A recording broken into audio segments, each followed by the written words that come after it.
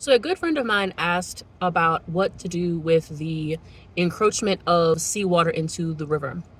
And specifically, she wanted to know, what about water to brush her teeth? She, may have bottled water ahead of time whenever the salt water actually does intrude into our system.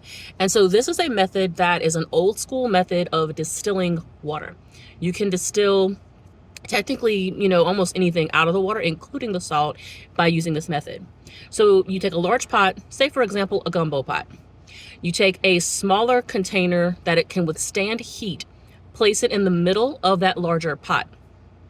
Take the water that you believe has salt content in it and put it into the gumbo pot about an inch below the other container that you've put inside.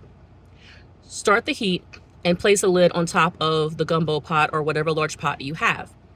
What's going to happen is, as it starts to boil, the steam will then collect at the top of the lid, and then it will start to fall and precipitate like rain into the smaller container. Once the smaller container starts to fill up, you can turn the heat off, take that smaller container out. It now has fresh drinking water. So this is one method of preparing for the eventual arrival of salt water into the drinking water and public water system of the city of New Orleans and the surrounding areas. So I hope that this was helpful. Feel free to look up water distillation or how to distill water for examples of how people have done this around the world. And it will remove the salt from the water. Talk to you guys soon.